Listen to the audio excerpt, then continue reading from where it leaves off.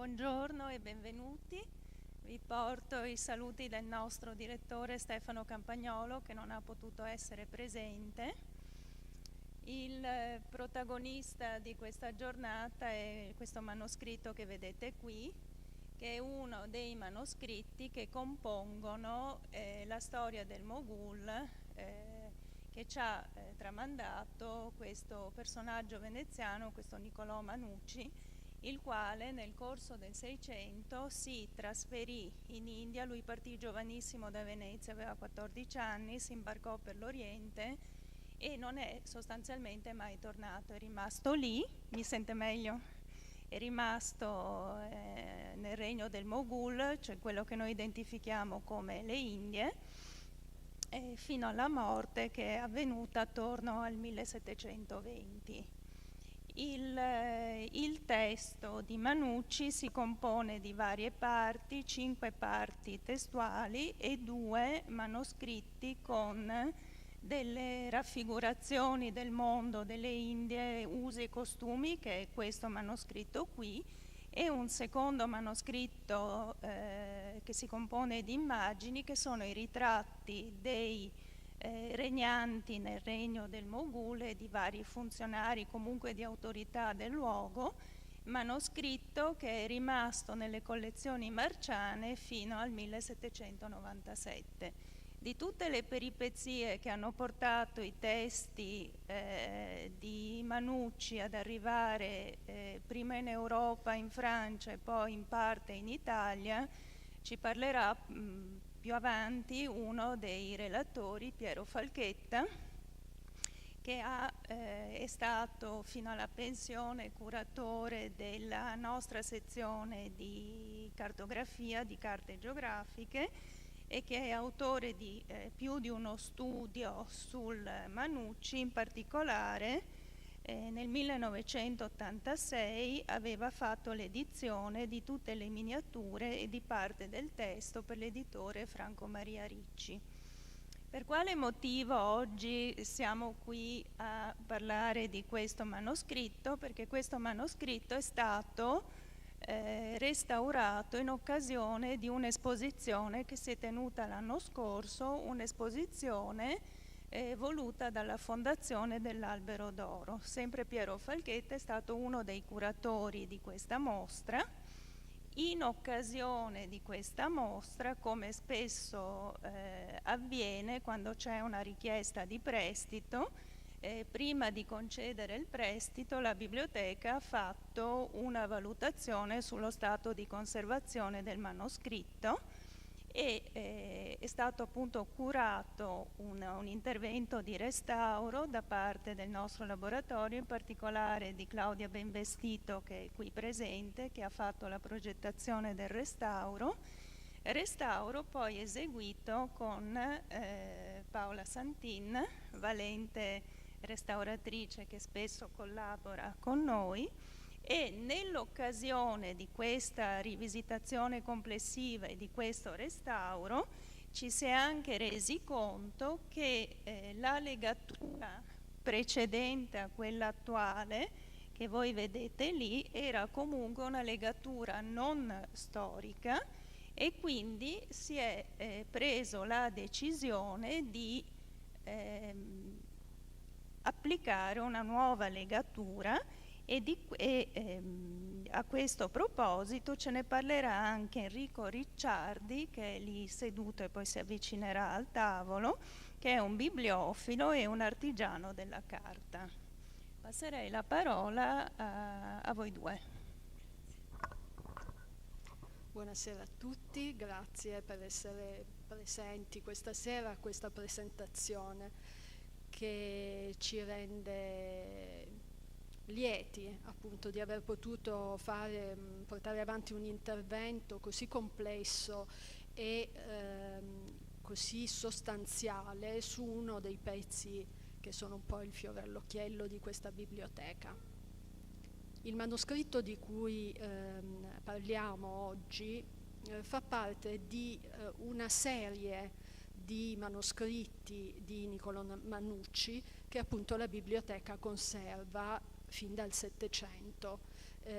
Sarà Piero Falchetta poi a parlarci un po' più diffusamente dell'autore e delle vicende, delle vicissitudini di questi manoscritti. Quello che è importante per noi dal punto di vista appunto della conservazione di questo pezzo in particolare sono state le valutazioni che abbiamo dovuto fare prima di affrontare l'intervento. Io intanto prendo un po' di tempo finché non abbiamo tutto a posto. Sì, ecco. Intanto abbiamo dovuto interrogarci sull'aspetto di questo manufatto, di questo codice, nel momento in cui probabilmente, o meglio, nel momento in cui è arrivato in biblioteca, quale potesse essere l'aspetto di questo codice al suo primo arrivo o comunque in una prima risistemazione dell'insieme delle carte di Manucci. Di fatto la legatura con cui ci si è presentato il manoscritto e con cui abbiamo dovuto confrontarci era appunto, come diceva la collega Alessia Giaccheri, una legatura non storica, era una legatura sicuramente realizzata negli anni 60 del Novecento e in particolare nel 1964, come risulta dai nostri registri dei restauri, quando tutta la serie dei manoscritti di Manucci e in particolare 4 di questi manoscritti era stata consegnata al laboratorio di restauro dell'Abbazia di Praglia per degli interventi. Abbiamo delle immagini del nostro registro.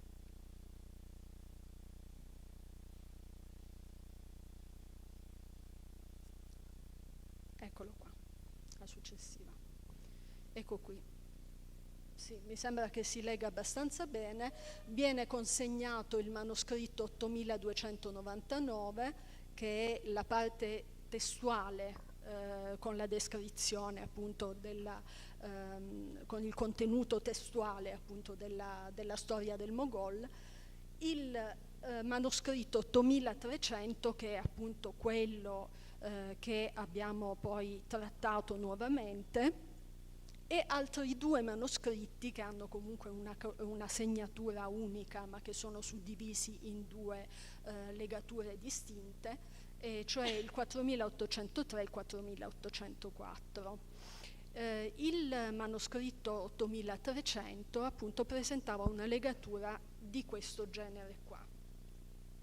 Voi direte una legatura apparentemente in buone condizioni, con un buon cuoio, ma che aveva delle problematiche strutturali piuttosto significative, dalla curvatura delle assi al materiale che componeva appunto i quadranti stessi, un cartone piuttosto tendente all'acidità, quindi anche, lo si nota anche dal colore, e soprattutto la struttura di tutta la legatura era una struttura che assolutamente non era conforme e consona alla conservazione ottimale di questo pezzo. Sì, possiamo andare avanti, sì.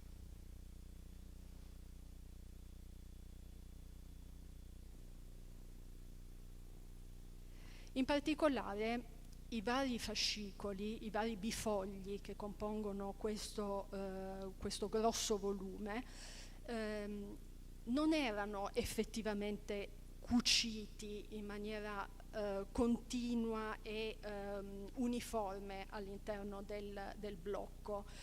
C'erano, come vedete dall'immagine sulla destra, dal grafico sulla destra, c'erano solamente alcuni agganci di alcuni bifogli ai supporti di cucitura, che erano delle fettucce.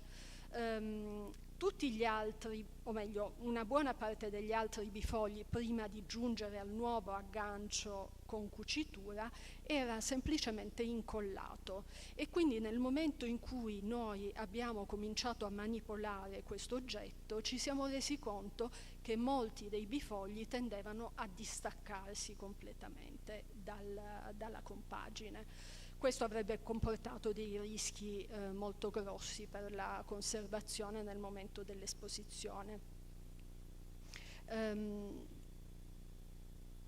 A questo punto io passerei la parola a Paola, che riprenderà un attimo a descrivervi il pezzo, per poi continuare a darvi degli spunti e delle osservazioni, fare delle osservazioni sulle problematiche della conservazione e sulle scelte che sono state fatte di conseguenza per il restauro. Paola Santini. Grazie. Buonasera. Tornando un attimo indietro, abbiamo messo questa slide perché volevamo un po', parlando della struttura del volume, fare riferimento a quella che è la tecnica utilizzata proprio per diciamo, dare un quadro completo dello stato di conservazione. Questo album di immagini, il libro nero, raccoglie 70 circa rappresentazioni eseguite con la tecnica dell'acquarello. Qui ho riportato 2 immagini di divinità e una di Bramini, in cui appunto si vede l'utilizzo sapiente di questa tecnica, che ha come base pigmenti vegetali, minerali e animali, che vengono dati attraverso l'utilizzo della gomma arabica. Come si vede dalle immagini, ma anche poi dal vero, le miniature sono in perfetto stato di conservazione, non ci sono cadute di colore, non ci sono abrasioni. L'unico dato, diciamo, che si vuole riportare è che nelle zone relative alla doratura che probabilmente è stata data utilizzando delle polveri metalliche, metalli diversi all'interno, tra i quali sicuramente alcuni non molto stabili, che hanno provocato delle zone di ossidazione sul verso della carta, cosa che comunque non compromette la buona conservazione del supporto.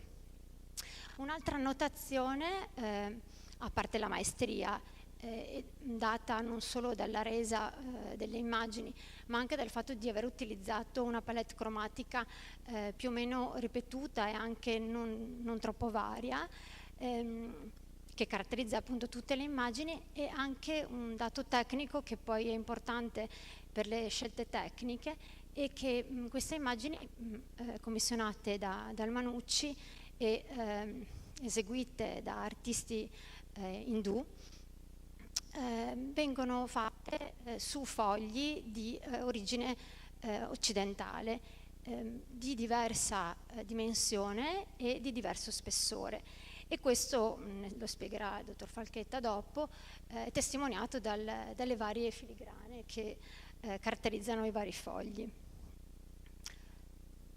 Dopo che appunto Claudia ha dato una visione di quella che era la struttura della legatura originaria, delle varie problematiche, sia originaria, intendo precedente, degli anni 60, delle varie problematiche che questa aveva provocato, passerei a una descrizione abbastanza veloce delle varie operazioni relative all'intervento di restauro, poi in caso, se qualcuno ha delle domande, insomma, siamo qui.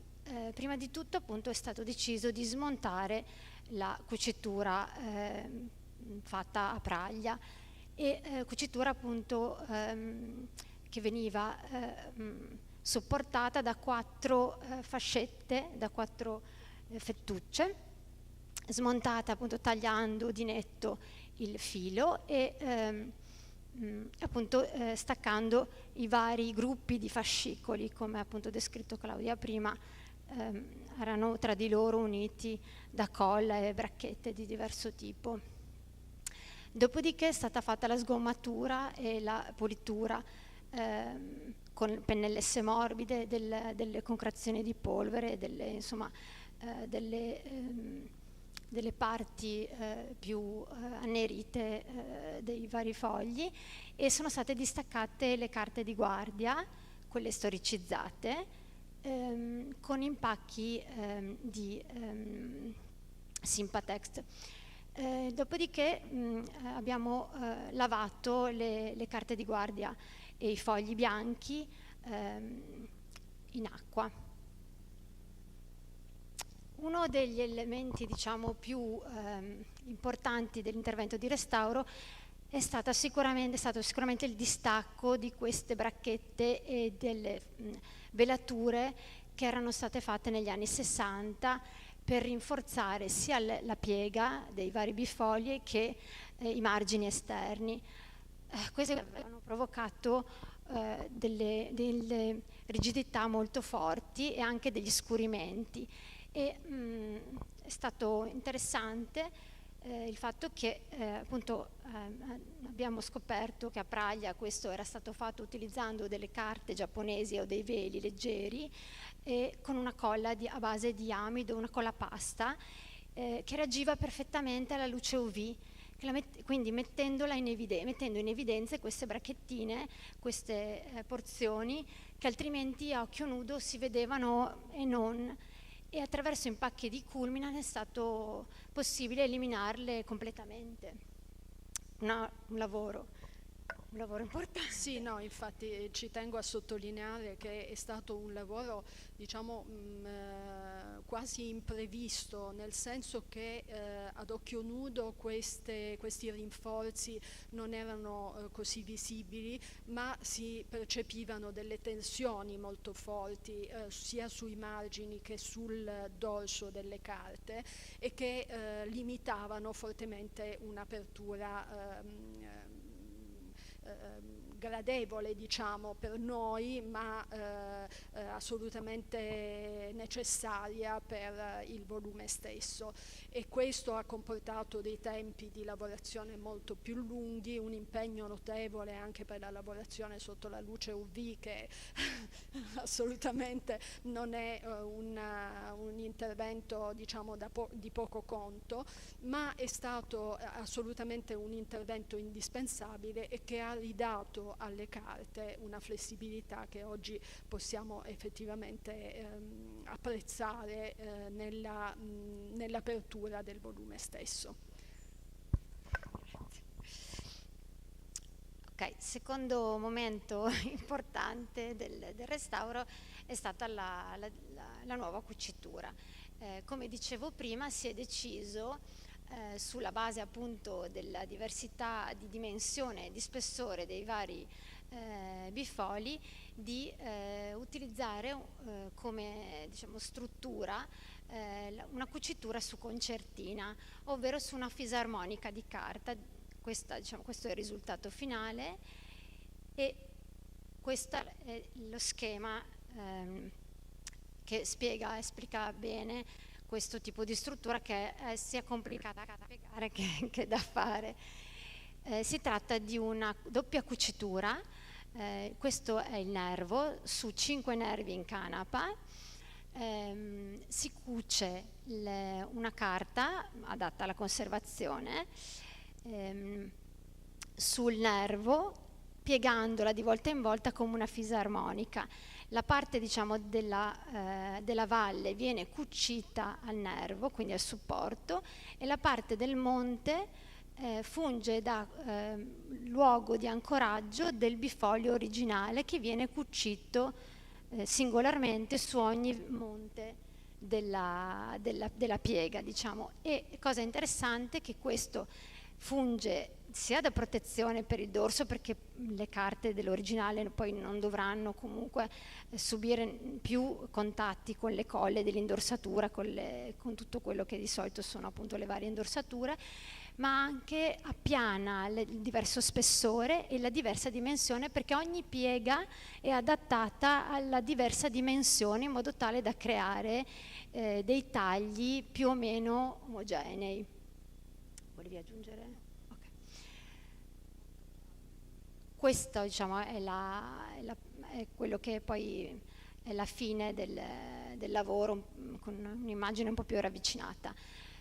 Dopo questo, appunto, è stata fatta il passaggio in colla, si è dato il tondo al volume per facilitare anche qui l'apertura, è stata fatta un'indorsatura in stoffa e in carta, e poi si è ancorato il corpo delle carte ai piatti.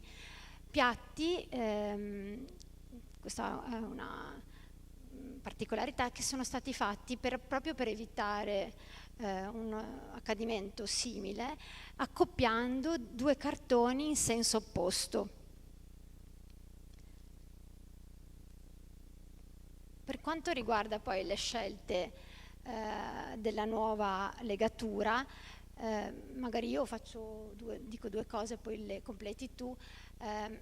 Normalmente non facciamo nuove coperte e interventi così, tra virgolette, invasivi, ma in questo caso non ci trovavamo di fronte a una coperta storica, né storicizzata né originale, e quindi abbiamo voluto creare qualcosa di nuovo che desse giusto valore all'importanza dell'album di immagini e al valore della personalità di Manucci, e che anche ponesse l'intervento in un momento storico ben preciso, ovvero il nostro. Quindi sono state fatte diverse scelte appunto particolari, come quella di creare questo capitello, che comunque ha una funzione strutturale, aiuta l'apertura del volume al dorso, e in questo caso è stato scelto un capitello bicolore per richiamare appunto le varie parti cromatiche della nuova legatura, e piatto con l'anima in cuoio e pergamena. Inoltre anche la coperta ha una sua motivazione, sia a livello di diciamo materiale che a livello visivo. Si è voluto richiamare il nome con cui viene ad oggi identificato il Libro Nero, e quindi una mezza pelle nera, una pelle di capretto, con una carta decorata speciale. Volevi aggiungere qualcosa? Aggiungo solamente, ancora riprendendo il discorso della concertina, che questo sistema di cucitura, che è un sistema estremamente conservativo, permette di evitare l'applicazione di adesivo direttamente sui fascicoli. Quindi i fascicoli, o meglio i bifogli, perché non possiamo parlare di veri e propri fascicoli, sono semplicemente cuciti al supporto in carta, e l'adesivo che è stato messo sul dorso del blocco rimane semplicemente localizzato appunto all'esterno della concertina e non penetra fino a raggiungere i bifogli stessi. In questo senso, diciamo, c'è una sorta di isolamento tra il materiale adesivo che noi abbiamo applicato sul dorso e i fascicoli stessi.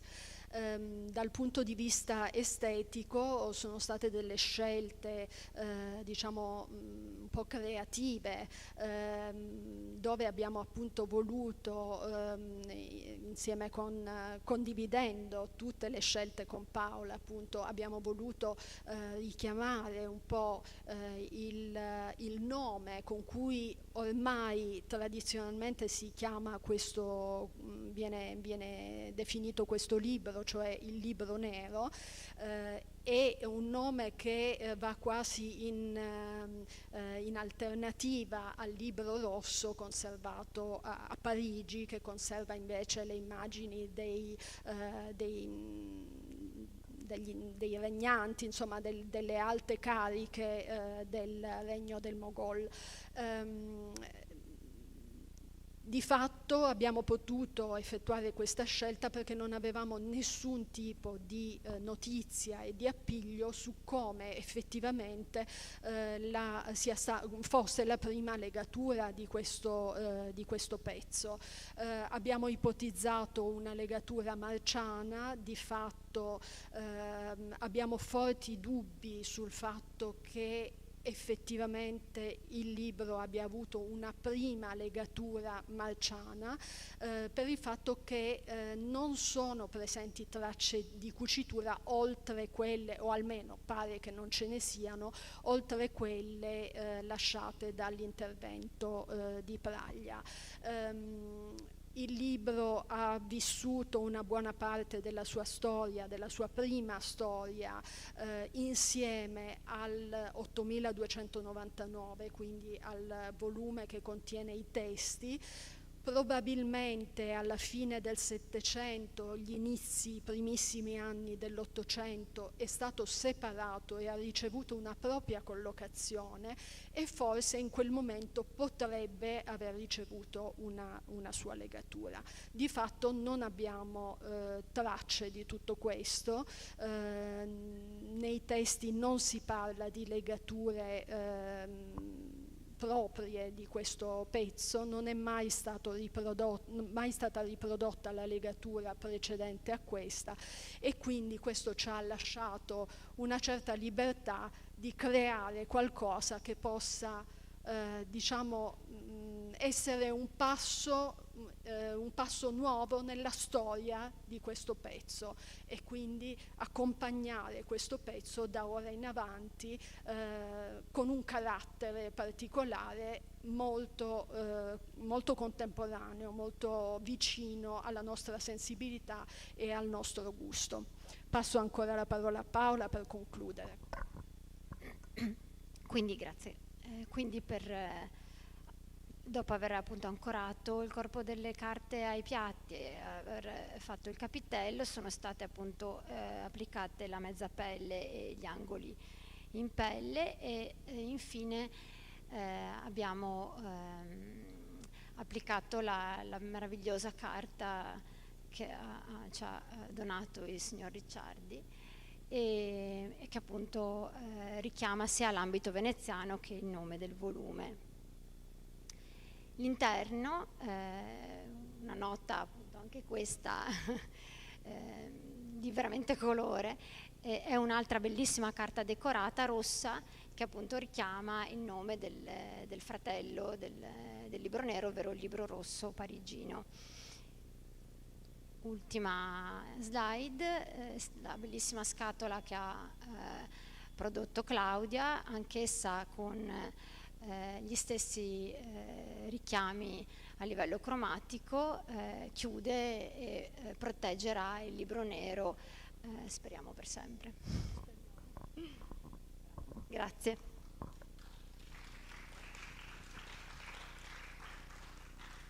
Passo la parola a Enrico Ricciardi, appunto l'artigiano veneziano che ci ha fatto dono di queste meravigliose carte che coprono anche altri dei più bei pezzi della nostra biblioteca.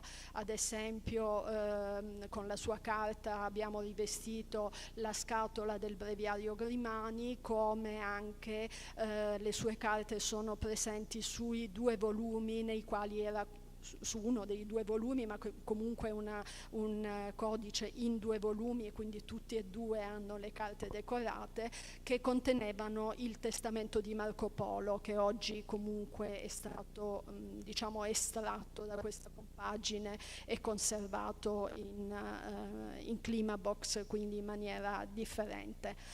Gli passo la parola perché lui parli della sua produzione, e lo ringraziamo ancora per questo bellissimo dono che ci ha fatto.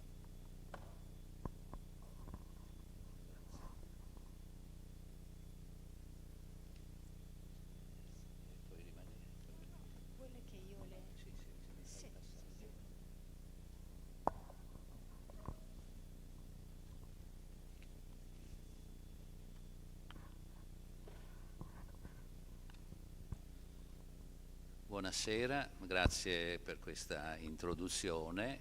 Mi presento assieme a due personaggi tipici della marmorizzazione. Sono due dominotier cosiddetti, ritratti da un tedesco, Martin Engelbrecht, nel 1755.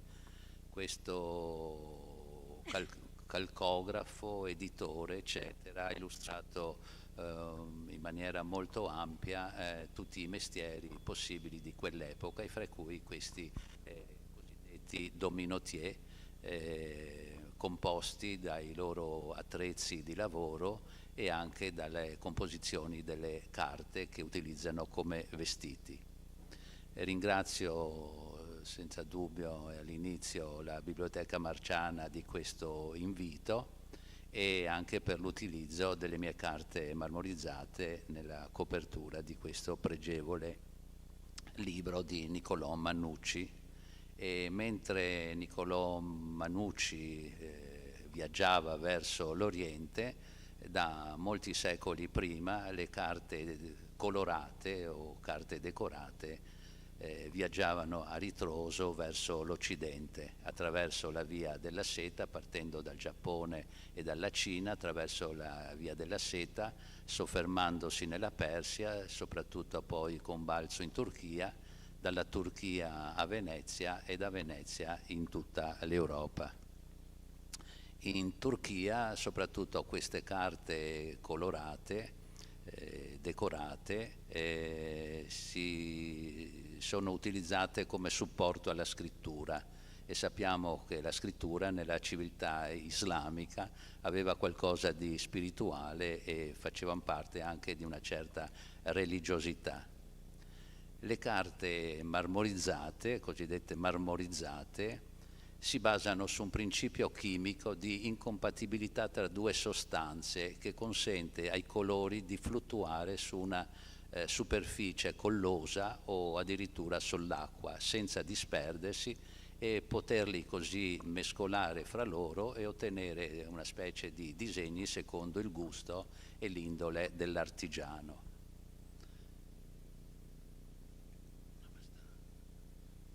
Ecco, come esempio pratico sono al lavoro su un bacino di superficie collosa, in cui ho gettato i colori in maniera molto schematica, molto organica,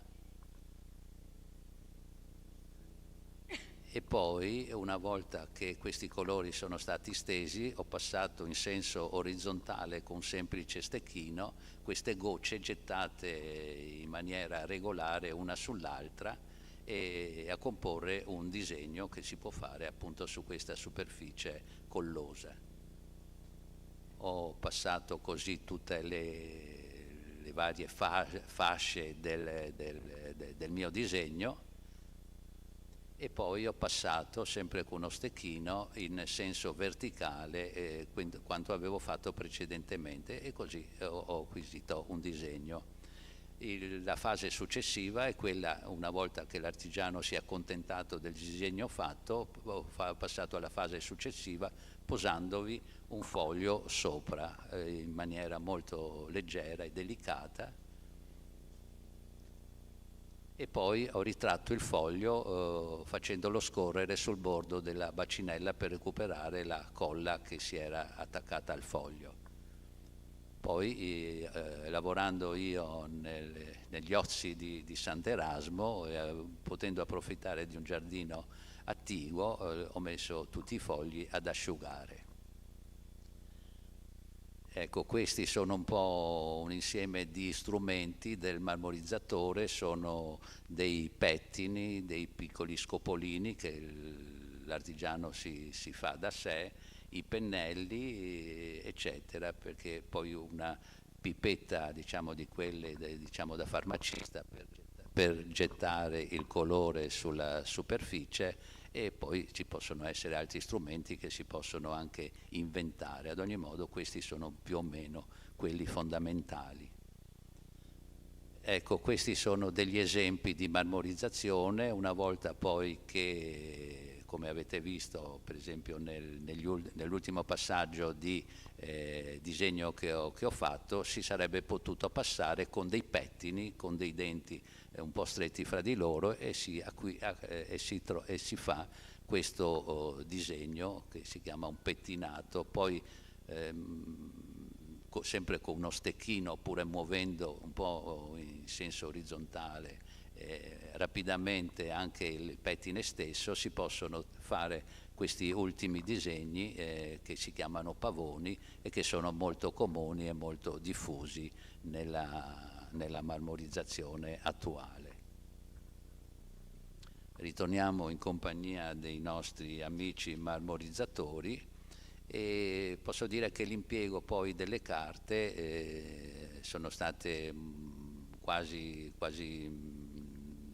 nella maggior parte dei casi impiegate nella legatoria, ma queste possono essere anche, sono state usate e vengono ancora usate nella decorazione di scatole, oltre ai libri, di cassetti, di libera amicorum, eccetera, eccetera, e quant'altri oggetti possono essere valorizzati con l'inserimento e con l'incollatura delle carte. Le carte si sono talmente diffuse nelle varie epoche che già nel 1600 possiamo trovare tracce anche di un ampio collezionismo. Il gesuita scienziato alchimista Athanasio Kirchen era un gesuita, quelle persone depositarie di un sapere universale ed enciclopedico.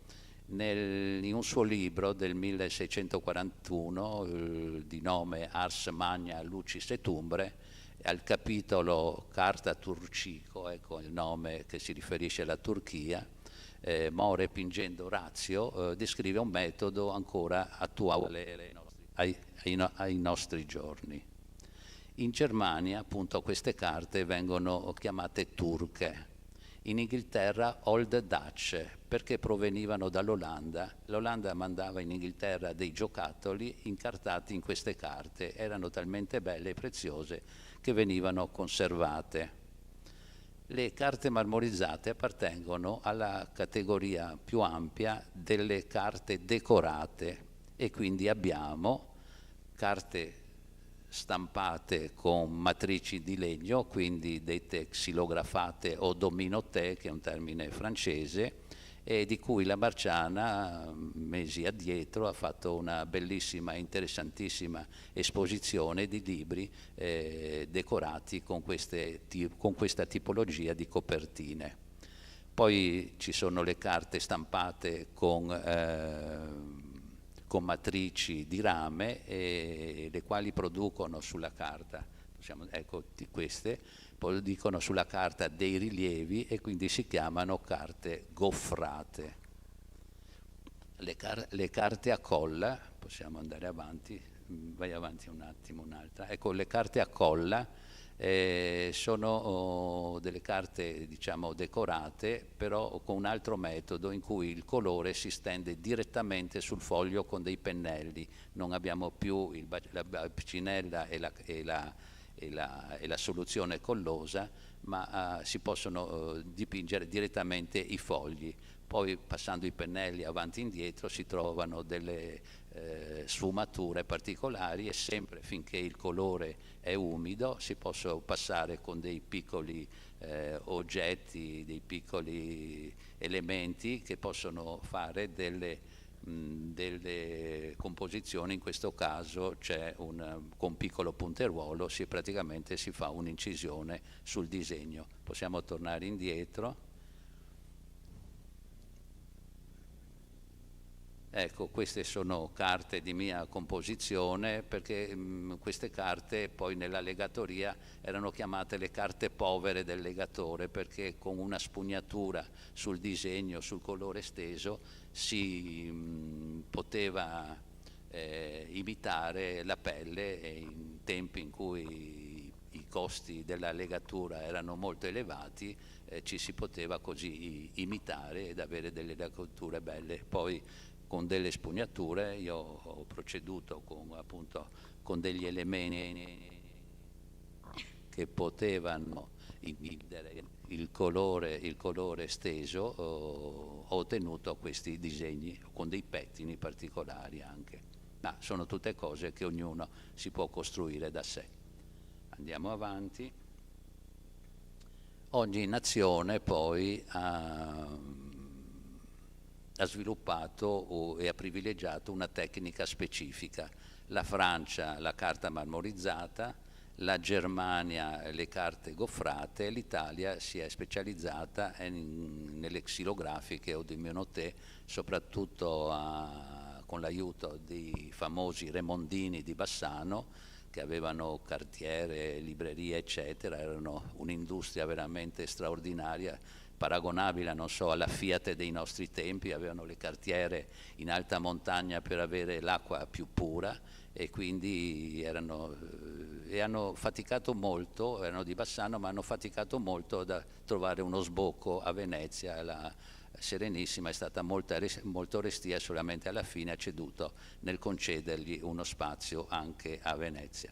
E qui abbiamo invece un'altra tecnica che viene dal Giappone e si chiama sumi nagashi, da sumi, inchiostro, e nagashi, che può fluttuare sull'acqua. Ecco, qui non abbiamo più una soluzione collosa in cui si sparge il colore, ma dell'acqua pura, per cui l'artigiano ha meno possibilità di creazione, di creatività, perché il colore gettato sull'acqua si espande in maniera irregolare. Qua avevamo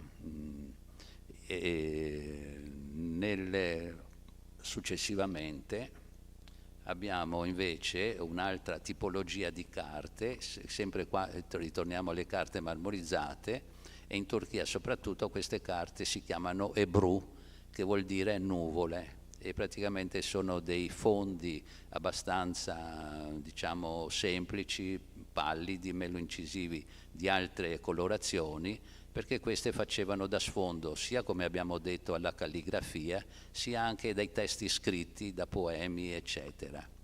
E c'è una tendenza in questo ebru di imitare un po' le immagini, come in questo caso dei fiori. Possiamo andare anche a quella successiva. Ecco, su questo sfondo marmorizzato tenue l'artigiano cerca di imitare un po' quello che si può invece ricavare nella pittura, e c'è questo scambio così abbastanza realistico, anche se approssimativo, con la pittura. E questa è una concezione tipica della Turchia di questa tecnica che si chiama ebru. Noi a Venezia avevamo un bravissimo marmorizzatore che si chiamava Alberto Valese, compianto perché è mancato da poco tempo, ma era un marmorizzatore di eccezionale livello, con una capacità tecnica straordinaria.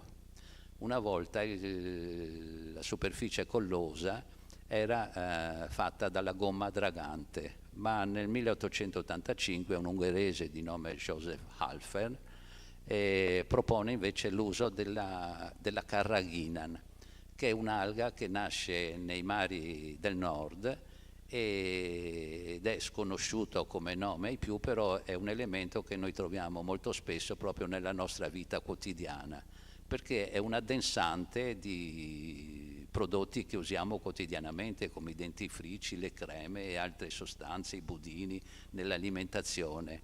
E questa sostanza carraghinan, per mio conto, dà una soluzione, una possibilità di maggiore raffinatezza rispetto anche al più economico e più facilmente reperibile nel mercato Sicosel, che è quello che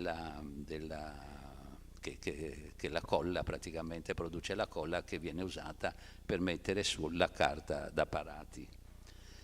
Raccontare il lavoro del marmorizzatore è abbastanza semplice: si gettano dei colori sulla soluzione collosa, si padroneggiano un po' con degli stecchini, si ottiene un disegno, si mette un foglio sopra, si ritira e il gioco è fatto.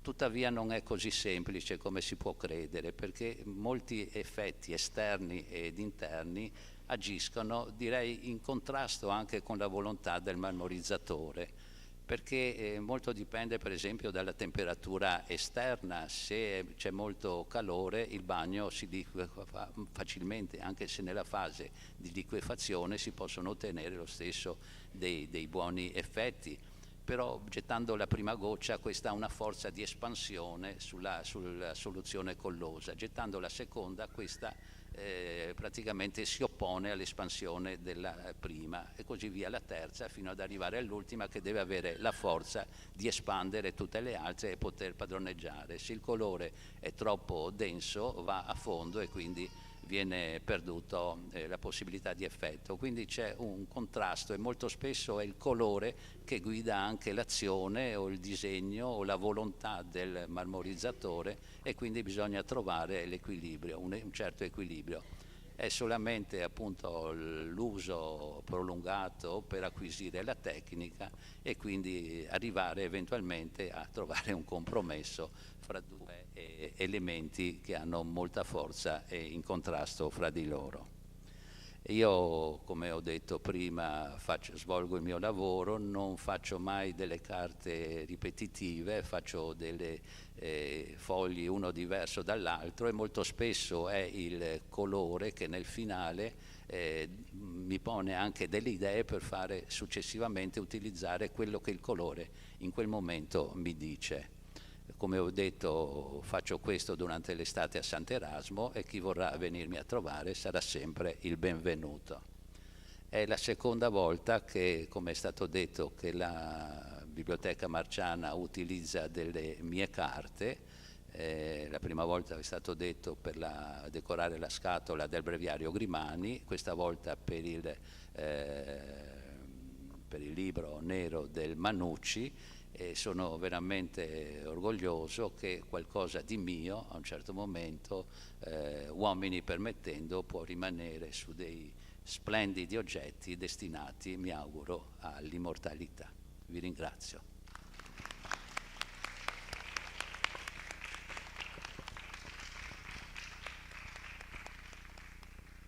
Vi ringrazio, chiamo ora Piero Falchetta che ci racconterà qualcosa della vita di Niccolò Manucci e di quali sono le particolarità di questa storia del Mogul, del motivo per cui è una narrazione straordinaria, che assume anche valore di fonte storica per molti dettagli che ci dà sulla vita e gli usi e i costumi di quelle popolazioni. Grazie Alessia, buonasera a tutti. Mi spiace, sto in piedi, vado meglio. Credo che il nostro Niccolò, che non fu certo così fortunato, in quanto non riuscì mai a vedere il frutto, l'esito finale, cioè la pubblicazione, insomma, di questo immenso lavoro al quale ha dedicato almeno 15 anni della propria vita, sarebbe molto contento oggi di vedere che è stato trattato con questa serie di miniature del Libro Nero con tanta competenza e con tanta abilità e anche con tanto meraviglioso gusto, come ci ha fatto vedere il signor Ranucci. Ricciardi, scusi.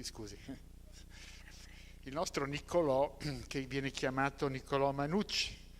Allora io, per cominciare, devo dire una cosa. Io ho dedicato eruditissime quanto noiosissime e lunghissime note al fatto che Niccolò si chiamasse Manucci o Manuzzi, e devo dire che io preferisco la forma Manuzzi in quanto è attestata in sede veneziana e quindi maggiormente, con maggiore autorità. Comunque lui stesso si firmava Manucci, quindi la questione rimane aperta, insomma, ma diciamo a Venezia i documenti di Stato, le testimonianze di Apostolo Zeno, così via, preferiscono la forma Manuzzi. Quindi se voi vedrete questa disparità, magari leggendo qualche articolo, qualche libro, qualche cosa, non stupitevi, perché è una questione, diciamo, aperta. Per passare adesso invece a parlare di quello che qui più ci interessa, per capire un pochino che cosa vuol dire quando l'arrivo nel 1705 a Venezia di questa raccolta di immagini. Allora, come è stato brevemente detto, Nicola Manucci, che io chiamo Manucci adesso per comodità, insomma, per non contraddire il titolo di questo incontro nostro, parte giovanissimo da Venezia, viaggia con un ambasciatore inglese, arriva in India, entra a far parte del personale, chiamiamo così, di corte, della corte Moghul, questo immenso regno ricchissimo, potentissimo, forse a quel tempo il regno più potente e più ricco, insomma, del vecchio mondo, insomma. Entra a far parte di questo mondo come cannoniere e poi soprattutto per proprio ingegno, per propria abilità, per propria capacità, per proprio estro, si avvia e si improvvisa medico, come tale ha successo come medico privato e poi entra come tale al servizio della corte Moghul. E in questa veste lui per molti anni, va bene, rimane al servizio, ma non accontentandosi di fare il dottore, perché grazie alla sua esperienza delle cose indiane, grazie al fatto che era in grado di parlare, di comprendere e di parlare il persiano, lingua internazionale, lingua di scambio nell'Asia di quel periodo, persiano che aveva appreso durante un soggiorno di oltre un anno appunto alla corte dello Shah di Persia.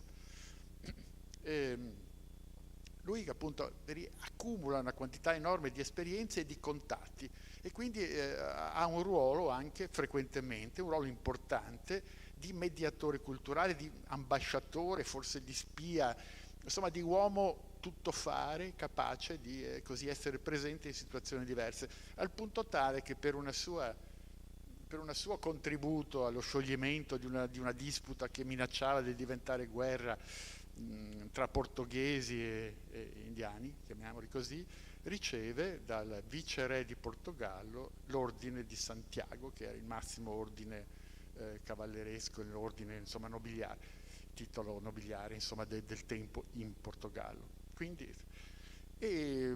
lui lavora, fa il dottore, accumula esperienze, accumula notizie, però siamo alla metà degli anni 80 del 600, va bene. Il suo ruolo è sì un ruolo, diciamo, di prestigio, però dobbiamo immaginare un ambiente che non è un ambiente come quello europeo.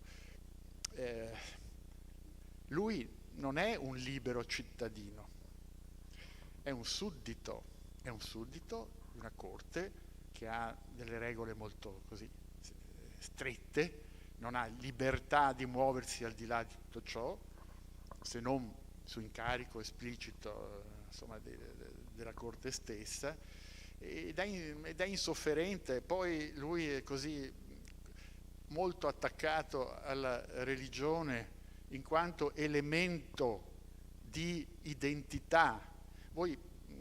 Insomma, nessuno è in grado di immaginare che cosa potesse voler dire per un europeo di quell'epoca essere immerso in un ambiente così straordinariamente tumultuoso, ricco, variegato di cultura, e quanto facile potesse essere perdere la propria identità, come perdere la propria lingua, cosa che il nostro Manucci ha fatto. Lui non ha scritto di proprio pugno questo sterminato libro sulla storia del Moghol, lo ha fatto scrivere dettandolo e chissà come altro a una serie di segretari, diciamo così, perché ce lo dice lui stesso.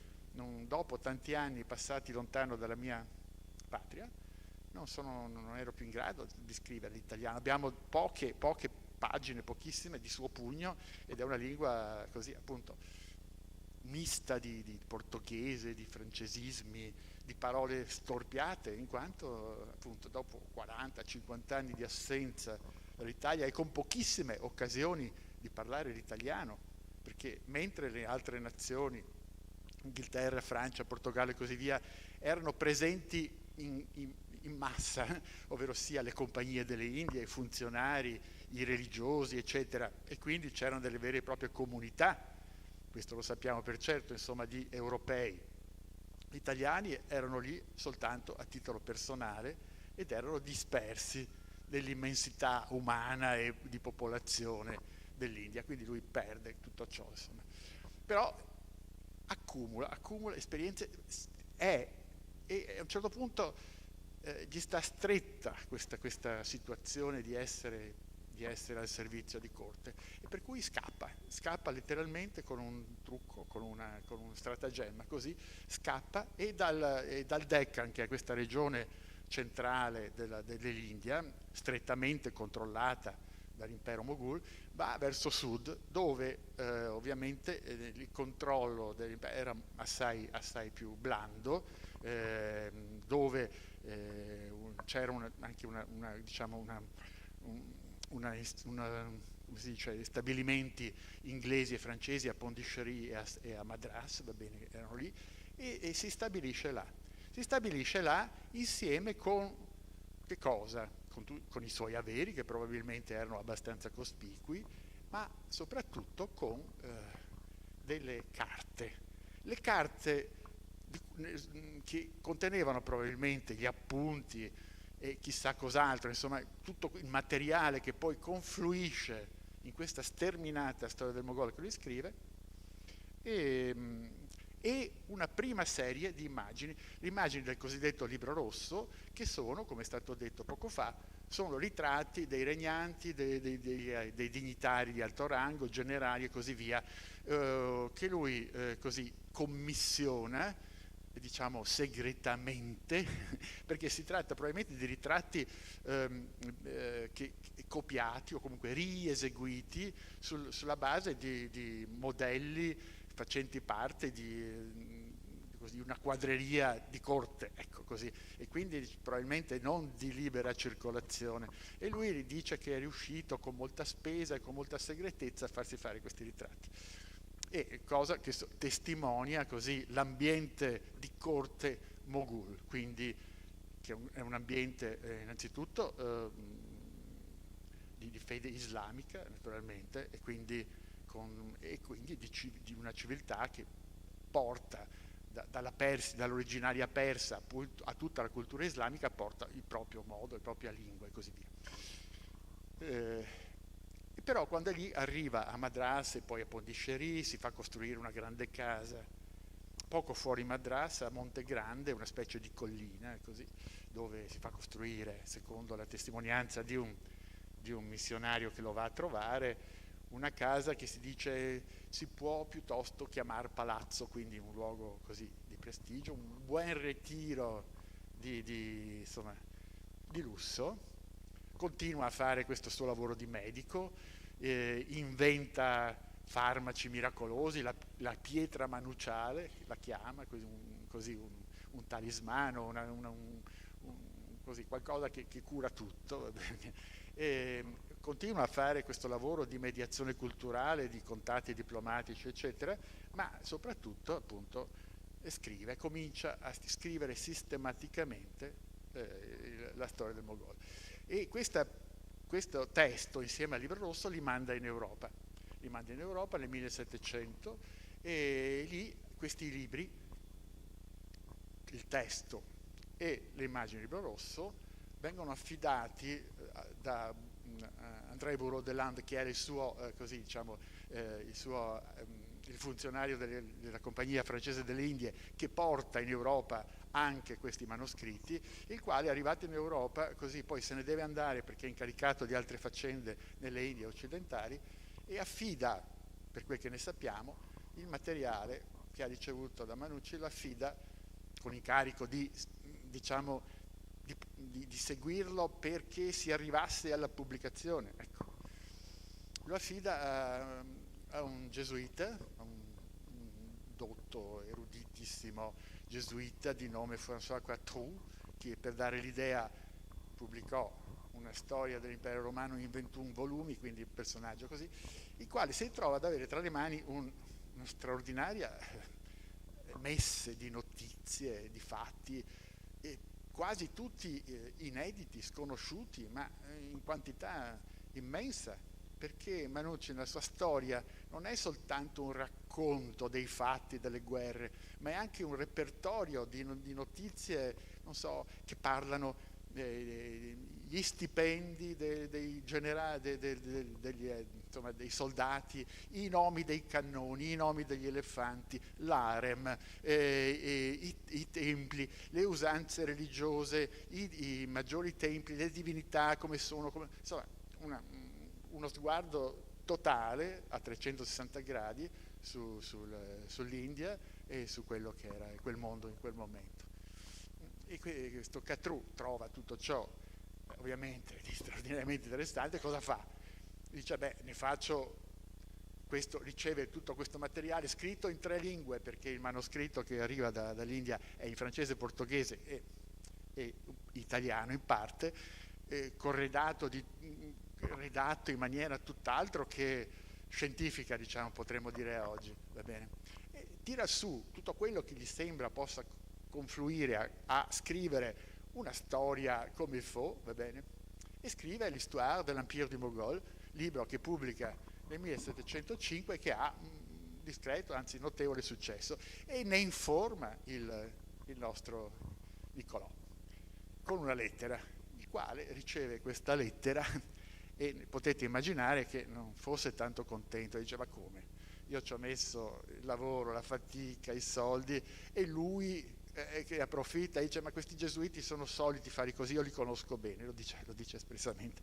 E allora come posso fare per far riconoscere il mio lavoro e la sostanza di tutto ciò? Manda la brutta copia, chiamiamola così, degli suoi appunti e tutto quanto, e li manda insieme finalmente al Libro Nero. E il Libro Nero che nel frattempo aveva commissionato in questo ambiente dell'India meridionale ad artisti, quindi siamo in regione Tamil Nadu, va bene, e lo stile, non da me che non so nulla di questa dell'arte indiana, figuriamoci, ma da chi ne sa, va bene, è stato riconosciuto come caratteristico, tipico degli artisti di questo stile che sembra un po' naif, insomma così, rispetto allo splendore, alla raffinatezza del libro, delle miniature del Libro Rosso. Commissiona una serie di immagini che riguardano la vita sociale, civile, religiosa dell'India, soprattutto di quella indù. E quindi che cosa? Divinità, qualcuna l'avete vista prima con l'elefante Ganesha, eccetera, eccetera, divinità, cerimonie religiose, funerali, morti, come si dice, matrimoni, asceti nelle loro varie posizioni yoga, eventi astronomici secondo la credenza, diciamo così, di allora, e corredati questi disegni che illustrano con minuziosissime didascalie che elemento per elemento descrivono di che cosa si tratta. Sono una settantina appunto di immagini che costituiscono a mio personale parere veramente così, forse la più importante lascito che ci ha fatto pervenire Manucci. Perché è una vera e proprio reportage visivo sull'India del tempo, eseguito con una minuzia e una abbondanza di informazioni particolari che non ha riscontro. E questa cosa arriva in Europa e viene compresa, sì, ma purtroppo non pubblicata, ma che se fosse stata diffusa avrebbe apportato un grandissimo salto in avanti nella conoscenza di quella civiltà. Insomma, invece, appunto, non è stato fortunato il nostro Manucci. Allora, quindi arrivano queste bellissime, poi a guardarle, e interessantissime immagini, accompagnate da altre parti del testo, e Venezia, la Repubblica Veneziana, insomma, accoglie tutto questo materiale che dopo varie peripezie che adesso non abbiamo il tempo di raccontare, decide che è materiale assolutamente degno di attenzione e di pubblicazione. E dice però qui abbiamo un testo che va, come dicevano allora, regolato, ovvero sia va sistemato non soltanto per portarlo tutto alla lingua italiana in maniera che fosse appunto uniforme, ma anche regolato in quanto nato in condizioni tali per cui così è, cioè, un po' disordinato, ecco, diciamo. E affida questo lavoro a un giurista che insegnava a Padova di origine portoghese, il quale nel corso degli anni, dunque di alcuni anni, perché è un testo lunghissimo, va bene, insieme, aiutato anche dai figli, fa questo lavoro di regolazione, e questa regolazione è conservata in due enormi volumi, anch'essa qui in Marciana, va bene, nella quale c'è questo testo riveduto e corretto, diciamo così, e che avrebbe dovuto servire, avrebbe dovuto essere il testo base per la pubblicazione.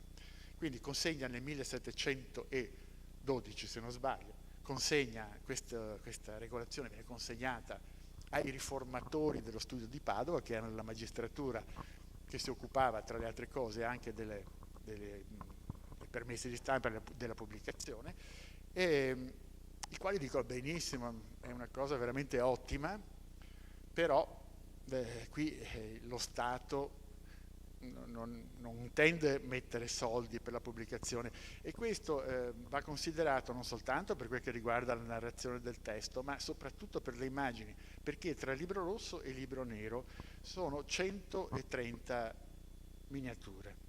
Allora il lavoro di portare 130 miniature dal disegno alle lastre, così, da incisioni, da incidere, insomma, per le calcografie, va bene, e poi queste a loro volta stampate, è un lavoro, questo qui, costosissimo, va bene. Dice no, non solo Venezia in quanto Stato non ci mettono soldi, allora vengono convocati i librai e gli stampatori, i quali si riuniscono tra loro, esaminano tutta la questione, i quali dicono siamo nel 700, siamo nei primi 700, l'editoria veneziana non è più certamente quella del 500, quando era così proprio al massimo del suo splendore, i quali dicono vabbè, fanno i conti e prospettano, fanno un preventivo di 14.000 erotti ducati, quindi una somma veramente immensa,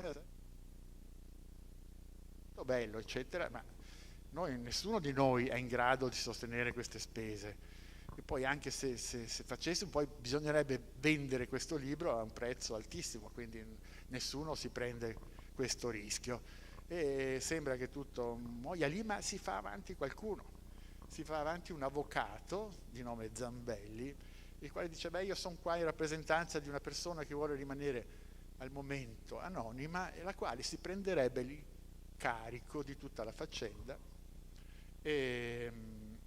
però chiede in cambio il privilegio di 30 anni di stampa, vuol dire per 30 anni ho i diritti in esclusiva io di stampare e pubblicare. Questo personaggio, questo avvocato Zambelli, in realtà rappresentava niente po' di meno che Vincenzo Coronelli, personaggio poliedrico, attivissimo a Venezia. Qui abbiamo il piacere di avere una massima studiosa probabilmente di Coronelli, no, senza dubbio, professoressa Milanesi, probabilmente, però la cosa non va in porto, probabilmente siamo in un momento, Coronelli muore nel 15, quindi forse improvvisamente scompare dalla scena, subentra il nipote, spero di non dire sciocchezze, e quindi probabilmente qualcosa interrompe questo progetto, e il libro cioè il progetto Coronelli non va in porto. Il libro rimane lì e nel 1713 entra in Marciana, dove viene messo nei depositi. Arriva poi, come sappiamo, Napoleone e così via, il quale tra le varie requisizioni di opere e così via, il quale mette gli occhi non su questo, bensì sul libro rosso e se lo porta a Parigi, dove ancora rimane, mentre questo, che è meno esteticamente forse pregevole, ma assai più interessante, rimane fortunatamente a Venezia con l'intero corpus, cioè non proprio l'intero, ma insomma quasi l'intero corpus del testo di Niccolò. Ecco, spero di avervi dato un quadro così, un po' di questa vicenda che ha ancora molti aspetti diciamo non chiari o addirittura un po' misteriosi, va bene, che però insomma è una vicenda, le linee principali sono queste e come avete potuto ben capire è una vicenda di straordinario interesse sia dal punto di vista storico, dal punto di vista diciamo umano della grande avventura di questo, la mostra che abbiamo fatto intitolata Il Marco Polo dell'India, perché io così a me non piaceva tanto, un titolo fatto anche per attrarre l'attenzione, come Marco Polo dettò, di cui domani si inaugura la mostra qui a Palazzo Ducale, dettò le sue memorie a uno scrivano e Manucci dettò le sue memorie, il suo libro, la sua storia a una serie di segretari, così ecco. Vabbè, mi fermo qui, se avete qualche curiosità sono a vostra disposizione e vi ringrazio.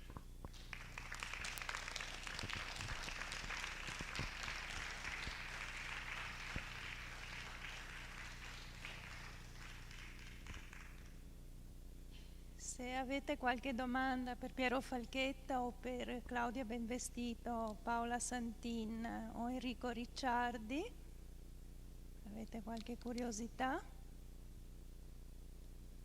No?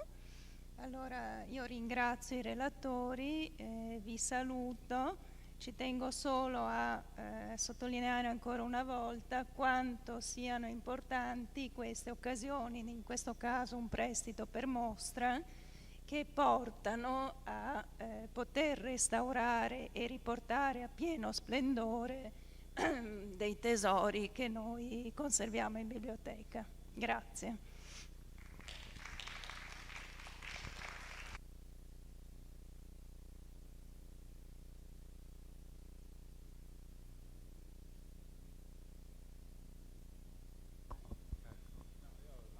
Piero Falchetta ha una domanda. Sì, allora, il libro nero, per come io non l'ho visto in questa, diciamo, in questa edizione restaurata, contiene le immagini, va bene, ovviamente le miniature, e poi alle quali ogni miniatura è accompagnata da dei foglietti, nel quali in francese è scritto che cosa rappresenta quella miniatura. Sono delle lunghe didascalie, appunto, in cui i disegni hanno dei numerini, questo è questo, questo è quest'altro, questo è quest'altro ancora, e queste lunghe didascalie in francese illustrano cosa significa tutto ciò, quindi è preziosissima per capire quei disegni. Poi ci sono dei foglietti in italiano. Allora, i foglietti in italiano non fanno parte di ciò che Manucci ha mandato dall'India. No, infatti sono stati inseriti intorno alla metà del Settecento, erano già incollati sui fogli, adesso chiunque voglia si può avvicinare e sfoglieremo in modo da darvi anche una idea di quello che è il libro in sé. Erano già incollati sulle carte, quindi non sono stati rimossi questi foglietti e sono nella loro posizione originale. Infatti questa sequenza di immagini che voi vedete ha comportato comunque una selezione delle immagini, perché molto spesso l'illustrazione è coperta dal foglietto che traduce il testo francese, che invece è riportato sul foglio, diciamo sul bifoglio che compone appunto sì, è così, cioè il testo italiano è sul fogliettino applicato sulla carta. La traduzione edizione è quella del Cardeira, Sì, perché esatto. Cardeira quindi Esatto. comunque non è materiale mandato da Nicolò, ho capito, va bene. Ecco, quindi sì, vi invito chi vuole ad avvicinarsi e sfogliamo insieme questo manoscritto. Grazie ancora.